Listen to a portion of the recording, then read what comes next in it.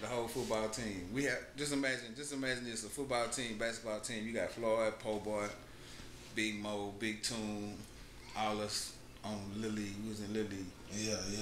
Just, you know what I'm saying? Just being kids, just doing it. God damn, man. How did it hit you when that shit happened to Floyd, man? Man, it fucked me up. I still haven't watched it.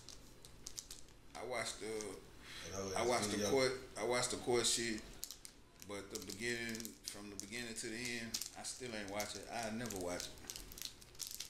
Yeah, that's my nigga. I never watch it before. Now I watch about a minute 30 seconds. When you say mama, they gonna kill me. Then after that I can't. That's my nigga. I can't watch my nigga go out like that. As many times they showed it in court, I watch that shit every day. But every time that part come on, I'm walking around doing something else because I can't watch my nigga go. That was my nigga, bro. He was peaceful. He was a gentle giant. He always tried to stop when somebody finna fuck up the moment, have a fight, start flexing. Yeah. He always, you just think about his reach and his length. He always was keeping people away. Just think about you, my size, and you trying to fight somebody my size trying to fight me, and he in between it. Y'all can't. He always was able to bring people together and stop people from tripping, but that shit cold. That's my dude, man. Yeah, that's some cold shit, man. So you come up in this group called Half Dead. In your opinion, do you think that was the last? Half Dead was the last group in the faculty, a part of that Killer Clan SPC era, when music started really shifting to the screw thing. Yeah, cause it was Houston's culture. That style was Houston.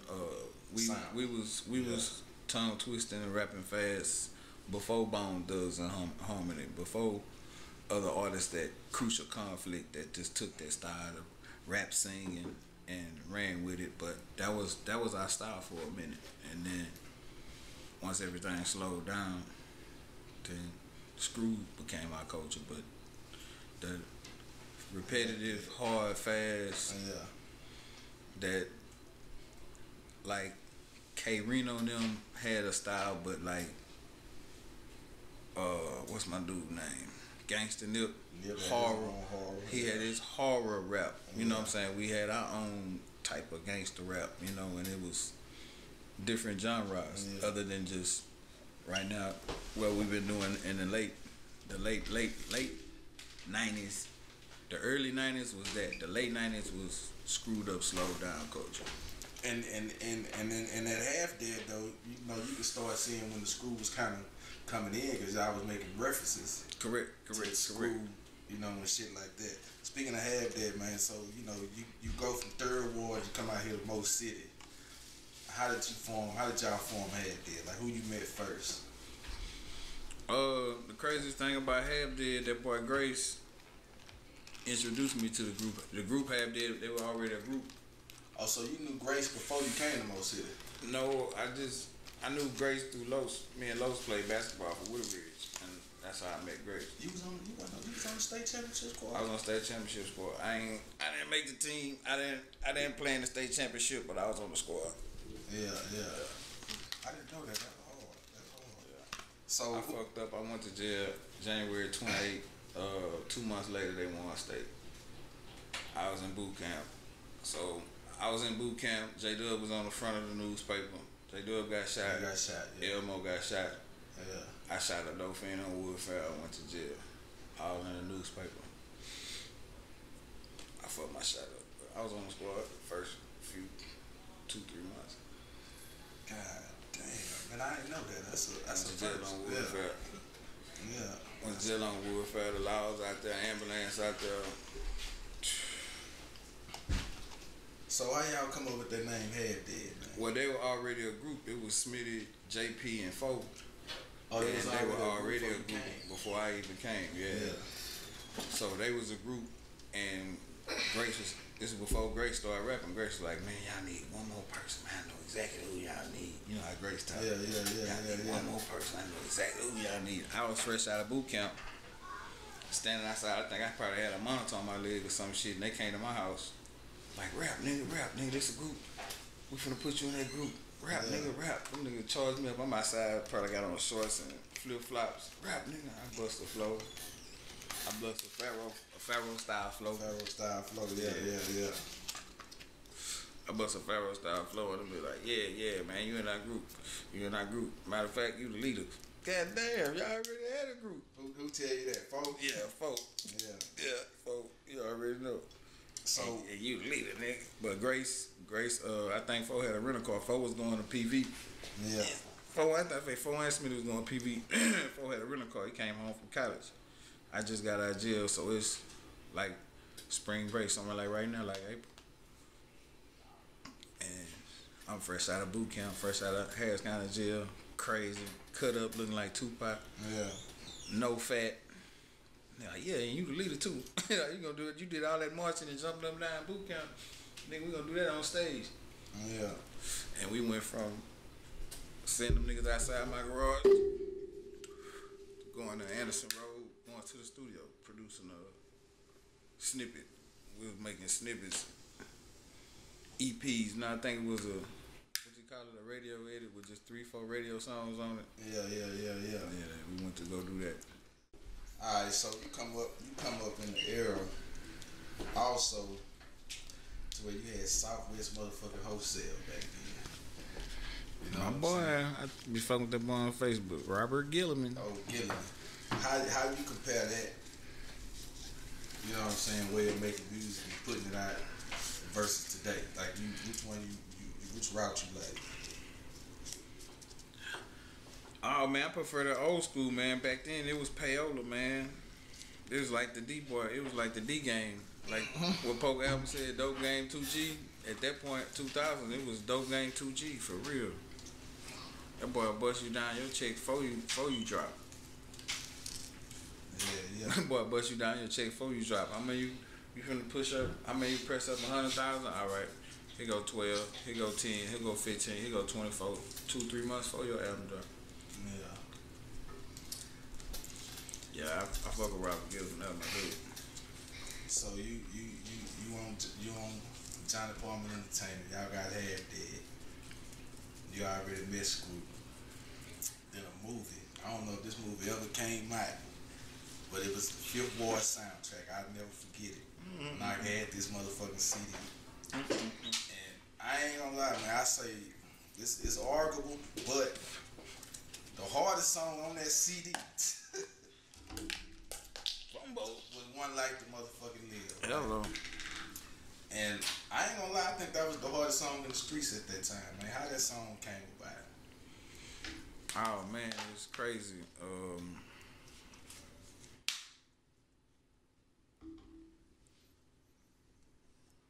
We all got out of jail at the same time. I got out of jail September. Al got out of jail January. Grace got out of jail February.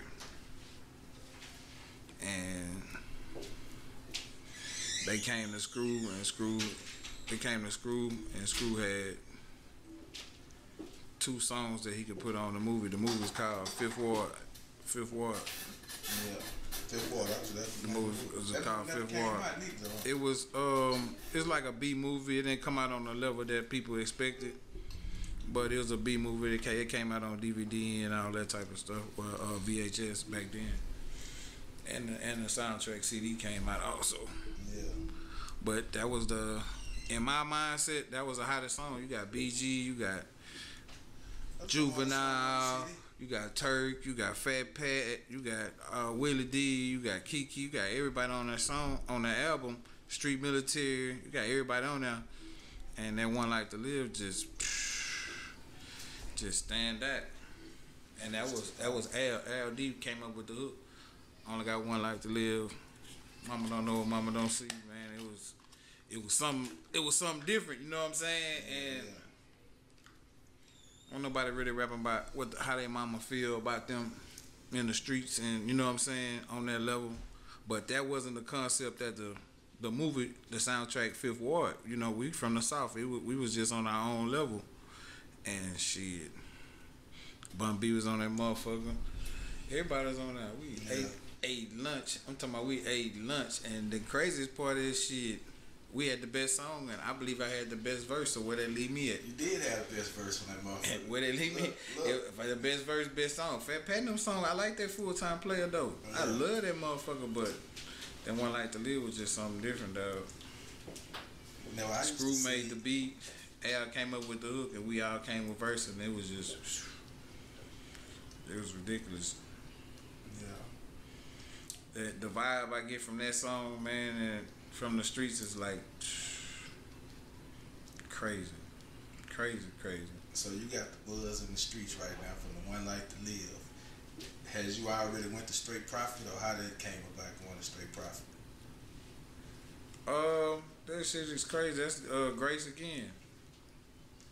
We're gonna get to Grace too, cause like I don't know why you and Grace never put out an album. Y'all got a million songs. So we basically did 2 albums. Grace album is a solo album. My album is a solo, but we done our shit straight together. We had to pick and choose on which songs we on who album.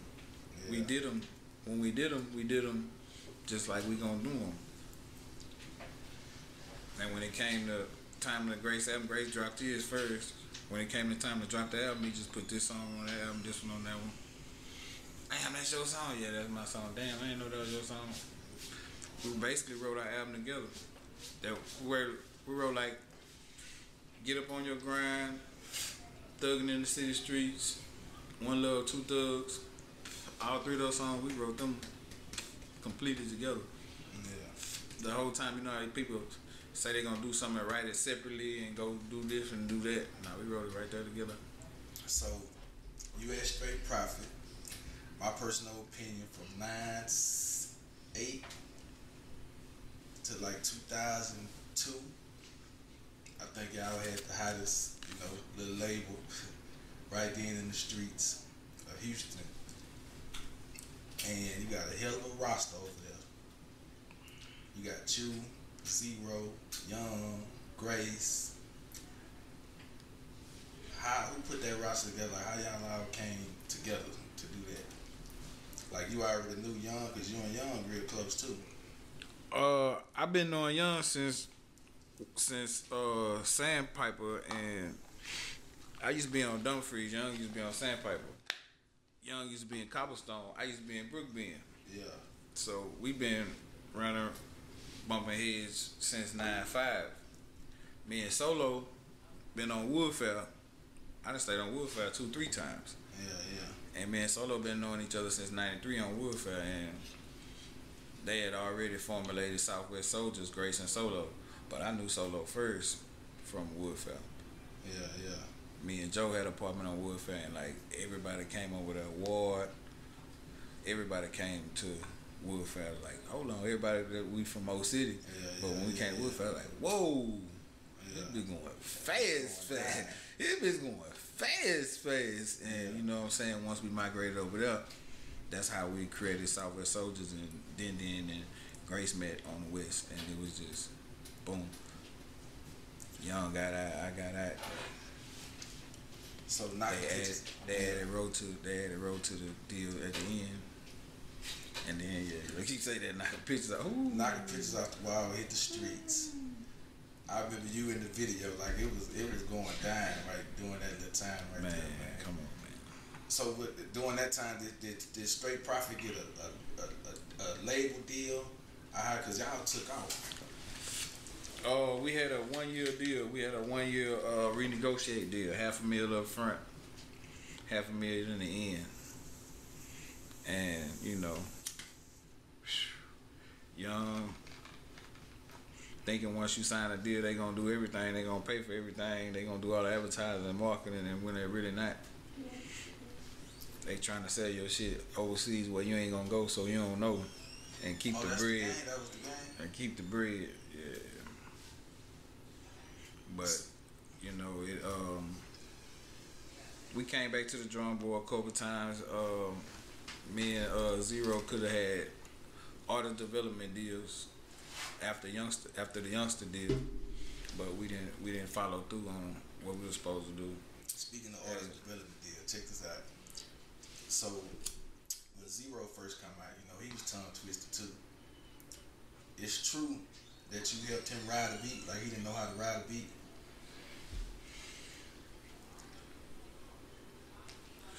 Is not saying that he didn't know how to just like he couldn't rap. Nah, like, Zero is artistic as it can be, but me as your big brother, I'm just Come on, let's go. Yeah. Pumping you up the same way as LeBron James and D Wade situation. I mean, yeah, I got you saying. No, say D Wade and LeBron. D Wade being the bigger brother. Yeah. It's your turn. Come on, yo, let's go, let's go. And it's certain levels of music that I can go to that he can't, and he can that I can't. I can't sing. I can't do half the shit that he do. You know what I'm saying? But just on a level of professionalism and rhythms. Yeah. I was just fucking with him, trying to sharpen his tools like I would want somebody to do me. Yeah, man, that's Nah, that's my dude. Nah, he nice. Tongue twisting is a different thing, you know what I'm saying? And it, as Twister would do with his crew, or as somebody would do with their crew, it take one catalyst, and then everybody else kind of can follow, because that's something that ain't easy. Like jumping out the gym like Jordan. Yeah. You see Scottie Pippen do the Jordan moves. Every move Jordan got, Scottie got it. The turn around, the dunk from the free throw line. Yeah. The stick out his tongue a little bit. It come from the one being a catalyst, and I try to be the catalyst. Not saying I'm better than nobody or less than nobody. Yeah. I try to mix it up a little bit, man. I'm gonna ask you some current event questions, right? Because I feel like, you know what I'm saying, like a lot of people want to, you roll up, you want to. I feel like a lot of people, we want to know from they artists, from they, you know what I'm saying, favorite rap artists and shit, how they feel about shit that's going on in the current events. And I'm going to start with the cop that shot the dude last week, and she thought it was a fucking taser that she had in her hand. It was a gun. And how you feel about that whole situation? Honestly, I haven't paid any attention to any of the situations that are going on right now, because I don't feel like they are smoke and mirrors and decoys for the George Floyd situation. In my mindset, the way I think, I always think of conspiracy theory, and regular people don't think the way I think. But in my mindset, I seen the whole world watching the George Floyd case with the microscope. And then all of a sudden I seen this. Oh, Asian hate crime. Oh, please care for the police to police get shot trying to do their job. Oh, this killing, that killing.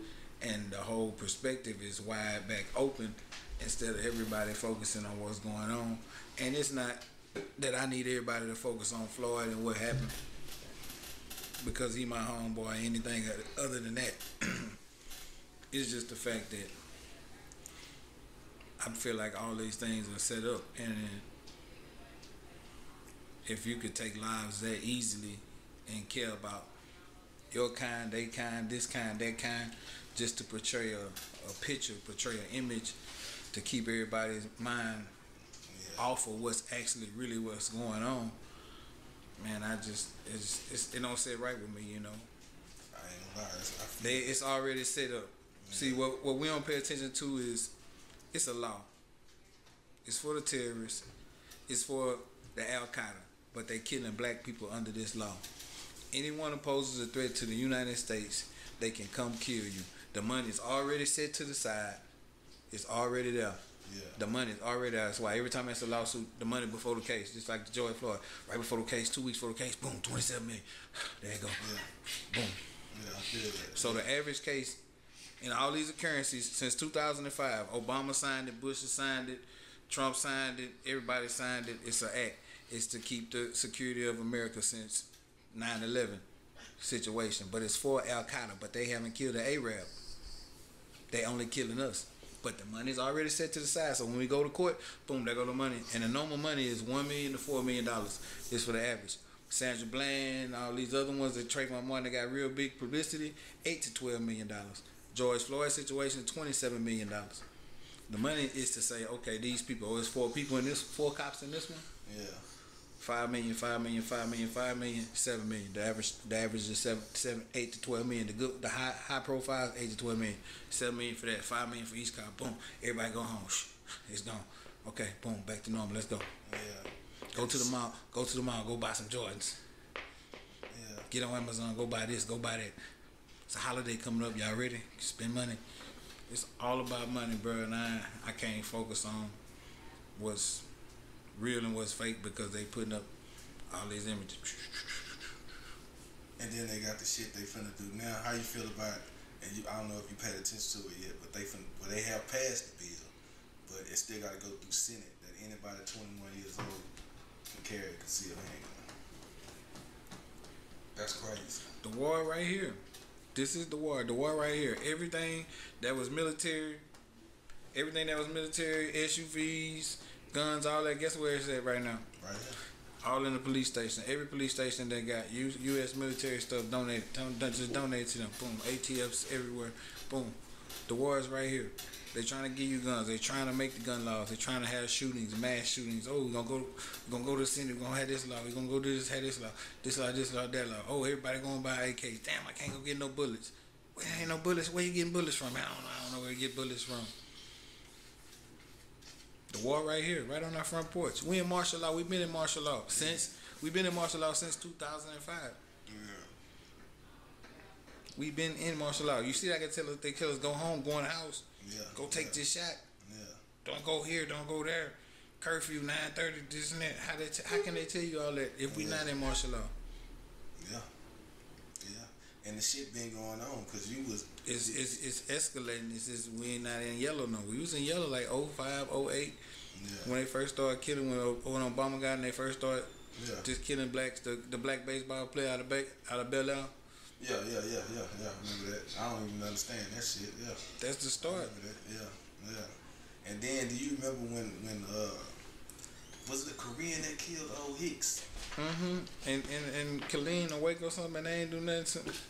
I'm talking about Hicks and Brygate. Remember, Steve Military made the song. He thought I ran out of school. Yeah. Chevron. The Chevron. Yeah, the Chevron. That was Korean. Yeah. Cause back then, how many else they killing they stole for stealing shit or buying and just anything. Yeah. But we talking about Asian hate crimes. Pay attention to Asian hate crimes. Yeah. They run the store in my neighborhood. They run the store in my neighborhood. They run the chicken market. They run the fish market. They run the cleaners. They run the gas station. Yes, I'm gonna have some anger towards them at some point in time, and they don't spend no money back in my neighborhood. I told somebody that I say, man, if you look in any neighborhood, white, black, we just go black neighborhoods. It's nothing but foreigners on all the fucking stores. I don't understand it. Yes, cause they get to come over here for free. They get 10 years tax free. They get 10 years tax free, and they get $50,000 loan. And we can have $50,000 in the bank and can't even go in there and get 50. They can tell us 1,000 reasons why they can't give us 50, and we got 50 in this bank. I got 30 in this bank, man. Let me get 30. Matter of fact, let me get 15. Well, it says right here that we can give you this in about 12 years from now if you do this, this, and this. Yeah. And you got 30,000 in the bank. You got 50 in that bank and can't get a loan. They come over here get a loan. Tax free. They stay in the fish market. Let one of us open up a fish market and live in the back. Let one of us open the fish market and live and have 3, 4, 5 cars parked in the back at night and live in the back of there. Yeah. Let one of us do that. Caught Misha Bledsoe. She just come in and just got damn. Yeah, but let one of us do that. What happened? We got a fish market. We sleep in the back of that mug. Yeah, that's crazy, man. We'll be on Eyewitness News. Mama Zilla come out. I'm saying Mama Zilla come out his grave. Come out his grave. Get his own Eyewitness News. Straight on Eyewitness News, man. So, man, you got a chance to fuck with Motorola, man. You know what I'm saying? Mo is a legend. Lily football. A big legend, man. Give me a big Mo. One of the most memorable moments you ever had with Mo, man. Lily football, man. That nigga didn't have to run gases. We had to do cutaways and gases. And Lily. And he didn't have to run them? Because he had to go to choir practice. Oh, man. Yeah. Slick. Man, say, bro, his mama was not gonna let him not go. That's the beautifulest thing about it. Yeah. So, TSU right here, the YMCA right here, this Wheeler, this Tail Western, the choir across the street from TSU, we practice football right here at the church. Yeah. On the side of the YMCA. We practice football right here. That nigga take off. It's time to run. It's time to run gases. We doing cutaways and gases. And that boy, where you going? Where you going? We gotta go to choir. He gotta go choir. And but everybody it's a joke, right? You know what I'm saying? When he walking out, and when he disappearing, we don't see him no more. We doing cutaways. Ooh, Big Mo, man. And Big Tune's on the squad too, man. My nigga. Man, I know Screw used to give a lot of game, man. You know what I'm saying? He helped a lot of artists, man. Give me some game that Screw gave you or told you that you'll never forget, man. Oh man, you know, one thing in the music game is prevalent that people always, you know, see one another and say, yeah, man, we're going to do something. Yeah, man, we're going to do something. Yeah. Hey, man, yeah, what's up, man? Hey, yeah, man. No, man, we ain't going to do nothing. We need to do something. And we always say we're going to do some music with somebody, and they say the same thing, vice versa, back to us. It's always a genuine thought, but a lot of times it never happens with people that's genuine. Yeah. And they end up passing away, and you be like, damn, man, I ain't get to do this, we ain't get to do that, you know. And when I met Screw said the first thing he told me, you know, it was like after he listened to me flow, you know what I'm saying? He wanted to hear me flow. But he had already chopped up that song from Half Dead. Come take a funkified ride. He put that on the end of Still Hooping. He was just playing with it on the end of Still Hooping. Yeah. Hey, matter of fact, speaking of Still Hooping, all right, I'm gonna let you keep going. No, that's Columinati. Was that made in Colorado? Nah, Los was in Colorado. He was in Colorado. Los came home for break, and we made it while he was at home for break. Okay. 9/7.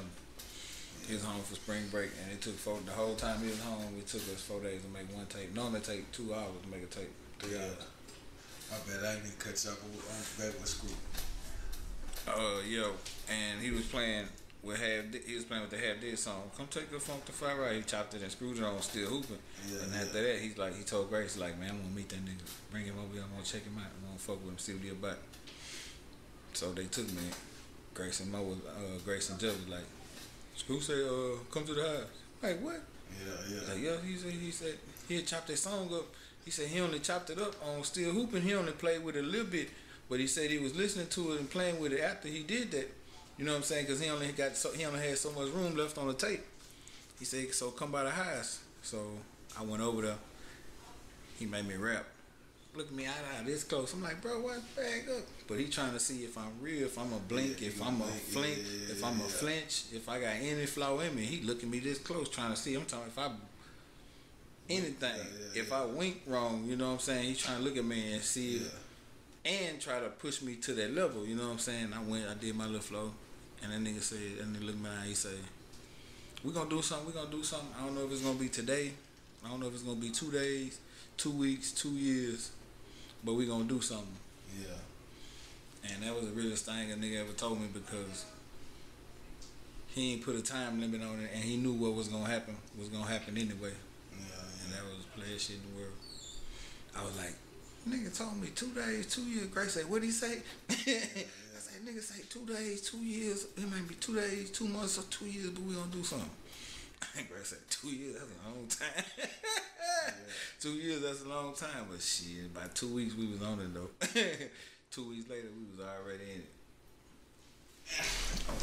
Alright, Wood, man. So look, I'm gonna name some names, man, and I want you to tell me the first name pop up to your mind, man. DJ Screw.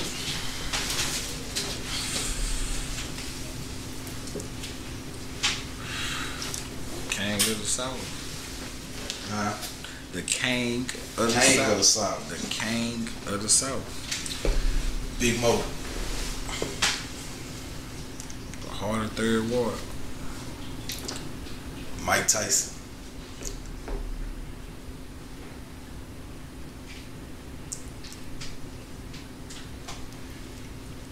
Mr. I kill you. Mr. I kill you in 2 minutes. I'm finna go left a little bit. Joe Biden. I don't know that dude. I don't know that dude to formulate an opinion about him. Donald Trump.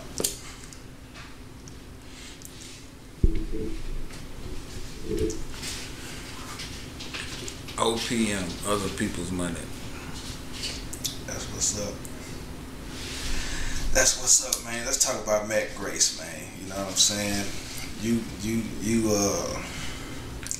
I created him. I made him. I did that. Nah, that's my homework. Rest in peace to my bro, man. And you and him was like brothers too, man. I was at the funeral and you went in speaking at his funeral, man. I know he smiled down. You know what I'm saying? When he heard you know, get up like that. You know what I'm saying? And just how you met Grace, man, and how you know what I'm saying? Like, what was y'all first encounter? Cause y'all turned into like brothers. At first, me and Carlos was best friends. And back in school, like y'all first encounter, yeah. Me and Carlos was best friends. We dressing like they two homegirls. Yeah. All that little high school shit. And when Carlos went to college in Colorado, me and Grace started hanging in there. That was a rap after that. Yeah. Because I'm actually older. When I came from the east side to Willow Ridge, I came from Dover to Willow Ridge. They pushed me back a couple courses, so I ended up having to be in 11th grade twice. So I ended up being with Los and them, but I'm actually older than Los and Paco now. Yeah. I just did. I was taking graphic design. I was taking some classes that didn't transfer over to Fort Bend from Pasadena ISD. So I was older than Los and them, but I was in their grade. You know what I'm saying? But when he went to college, I was fucking with Grace and shit. Grace came to Woodford. We was on Woodford just going. Like I said, I moved to Woodford my 11th grade year, and then it was going down. Grace came to Woodford. Ward came to Woodford. Street militaries on Ft.Wood. Yeah.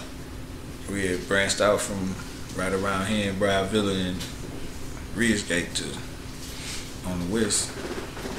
Man, I remember. You know, I remember. And I taught him how to rap. Me and Grace, like the craziest shit in the world. Right there, I used to sleep in Grace in the car. Right there by that bridge on Samoa Way. I used to sleep in his daddy Bonneville. Yeah. Yeah, I got caught. I got caught with a bunch of weed in my auntie house. Yeah. In Hunter's Glen, she kicked me out. I don't know what I'm gonna do. I just go to sleep right there in Grace daddy Bonneville. He had a blue Bonneville right by the bayou. Sitting that son bitch, roll up squares all night long. Go to sleep, wake up morning, hit licks all day long. I used to sleep in Grace in the car. Grace daddy car, just sitting outside. But the craziest shit in the world, Grace was going to school in college. Grace was going to Houston, Titterson, and Austin. That's why they loved him in Austin, because he was already out there playing baseball and basketball. You know what I'm saying? He already had people and friends he was going to school with. And it's like, shit, I got kicked out of TSU. I got kicked out of my auntie house. He got kicked out of school. We was on Brookbend. We was in Fondren and Brookbend, and we just kept going from like transients. Nigga just going from here to there, pillar to post, nigga. Me and Chuck, man. But I taught him, in the midst of all that, I was teaching him how to write bars. How to write, taught him my stanzas, how to turn stanzas to bars, turn verses into full songs, turn choruses into bridges and shit. Once I taught him that nigga took off. Yeah. That nigga took off. I went to jail. That nigga came home. That nigga's on screw tape. Like, man, you heard Grace on screw tape? Grace ain't on screw tape, nigga. Man, please. When I left, Grace was writing 2 bars, 4 bars, tearing that shit up. Man, oh, that shit, I don't like that. So what you got, Grace? I'm writing. We be watching the box. Yeah, we watching the box. We watching the box. Watching Street Military on the box. Watching Tupac. Watching Tupac and you know what I'm saying. Watching Tupac and Breed on MC Breed on the box. While they rapping, we getting you know what I'm saying, getting the format of the song, but just copying it right while watching people doing videos and I'm teaching them. Man, that nigga tell verse up. Man, what you got, Grace? I don't want that whole ass shit. 2 bars. I be looking at his photo. I sneak back down. So you came up with a verse yet? I taught y'all to write. What you came up with a verse? 2 bars. Some of that shit 3 and 4 bars. He be tearing that shit up. I went to jail. He was fucking with Klondike Cat, and nigga, I don't know. He came back. I came back home. Man, I came back home, nigga. That nigga from what I taught him, nigga, and Cat, nigga. Then I came home. That nigga was on screw tape, nigga, rapping bars, nigga. 16s, no, nigga. 32, 44s. Yeah. When the beat finna go off and it's all the music dropped, that nigga in that background. You know, going down, you know where I'm leaning. Yeah. Sipping codeine. Man, that boy going in. I say, you going to screw house. Grace ain't going to screw house. Nigga put the tape in. I say, man, it is Grace. And he progressed. And then nigga, he found himself. That raspy voice, trying to rap real fast like Pharaoh. Descriptive bars. Yeah. Super descriptive bars. That nigga every bar. Chuck was hard, man. Every bar. Yeah, Chuck was hard, man. Then he had that Lloyd Banks type of that voice, that raspy. Killer combo. Threw me in the fucking cell, got me going through hell, coming home with a story ready to tell. Sound like Pharaoh, like a mother. Yeah. Man, speaking of Pharaoh, man, like what was your relationship like with Pharaoh back then, man? That was my big bro. Pharaoh was my weed lick. Now you sell that nigga weed. yeah. Pharaoh was my dude, man. Pharaoh was my dude, bro. The crazy shit about Pharaoh say Belmont, but Pharaoh from 3rd Ward. I didn't know that. Pharaoh went to elementary in 3rd Ward with me. Pharaoh lived on Nagel. I lived on Live Oak and Rosalie. Pharaoh lived on Nagel. Yeah. Right around the corner from me. Me and Pharaoh used to bump heads and fight when we was little. Yeah. and then I come to Mo City, I'm like, this Pharaoh, this yeah. Nigga, I remember you, nigga. You used to stay on Nagel, nigga. We used to fight, bitch. You stole my marbles.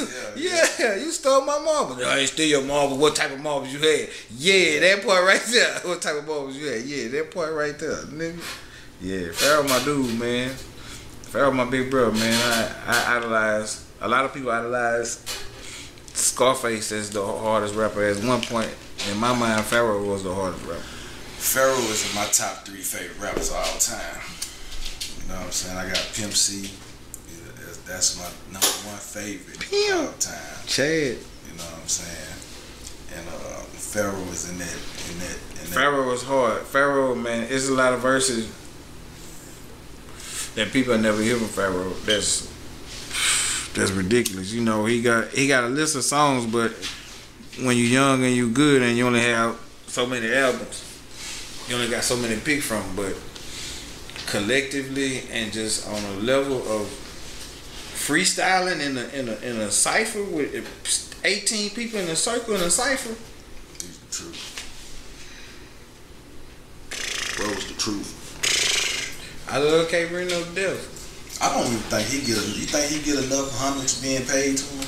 I love K Reno to death. I love Scarface to death. K Reno is one of the hardest lyricists in Houston. Scarface is the biggest icon of the city, nigga from Houston, from the city. But in a cipher with 18 of the best in the Houston, the 18 of the best in Texas, down south with Mystical, you put all them niggas in this category. You put everybody in there. Wayne, all them niggas. A cipher, 18 niggas.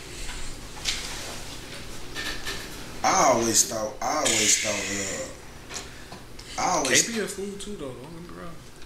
I kind of always thought that No Limit should have found Street Military. I think that would have been a perfect look for them on No Limit. Street Military, you got the No Limit Soldiers. They would have been the hardest thing at No Limit. They both were goddamn. They both with armor fatigues. They both with armor green. And they both wore the fatigues, man. Shit, man, we're gonna do news you can use, man.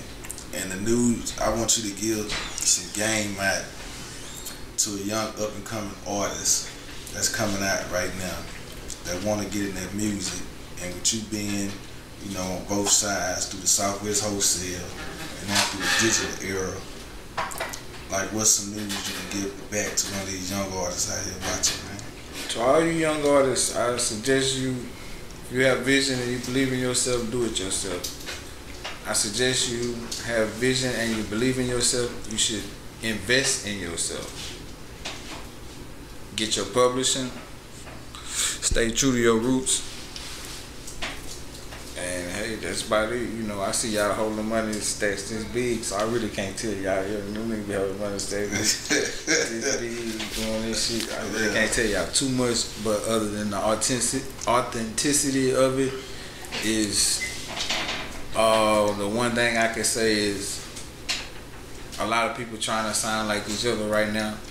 Everybody want to sound like Future, Migos, and Rich Homie Quan, and Young Thug, and that's Wayne, and that's cool.